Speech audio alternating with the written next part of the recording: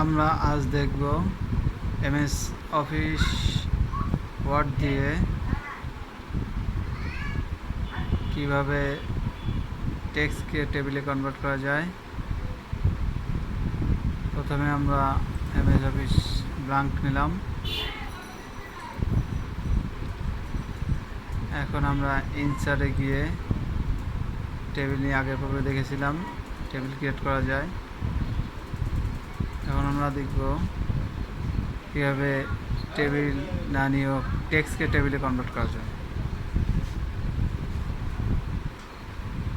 যেমন আমরা মনে করি বা কোনো একটা লেখা লিখি,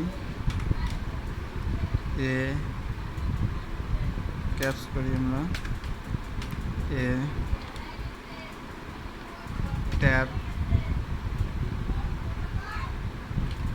12 ইন্টার বি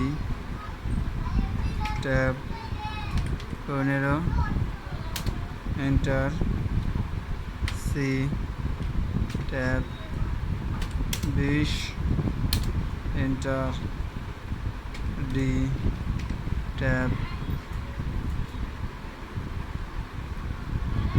30। জাস্ট আমরা তিনটা করি। আমরা প্রথমে এটাকে সিলেক্ট করব, রাইট ক্লিক করব, কনভার্ট অপশন এখানে কি আছে নাই, তাহলে আমরা শর্টকাট ইউজ করতে পারবো। আমরা এই ইনসার্টের টেবিলে গিয়ে দেখেন আমাদের দেখাচ্ছে convert to text to table. আমরা এখানে যদি যাই আমাদের দেখাচ্ছে কয়টা কলাম হবে। আমাদের এখানে আসছে আমরা সেপারেটটা করব। একটা টেবিলে কি থাকে, একটা রো থাকে, কলাম থাকে। তো সেপারেটটা কীভাবে করবো, টেক্সটটার পার্থক্যটা কী দিয়ে হবে, প্যারাগ্রাফ, কলাম, কমা, ট্যাব এবং আদার্স অন্য কিছু আছে। তো আমাদের ট্যাব দিয়ে দিয়েছিলাম, যে আমরা ট্যাবটাকে সিলেক্ট করে ওকে করে দিলেই দেখেন আমাদের টেবিল ক্রিয়েট হয়ে গেছে।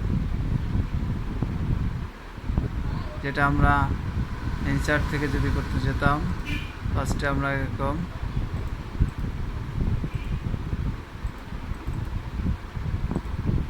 টেবিল নিতাম দুইটা, আর যদি নিতে চাই তখন এখানে লিখতাম এ 12 বি 15। এটা আগে আমরা টেবিল করছি, তারপর টেক্সট লিখতেছি। আর আগেরটা আমরা কি করছি, আগে টেক্সট করছি, পরে টেবিলে কনভার্ট করে দিচ্ছি।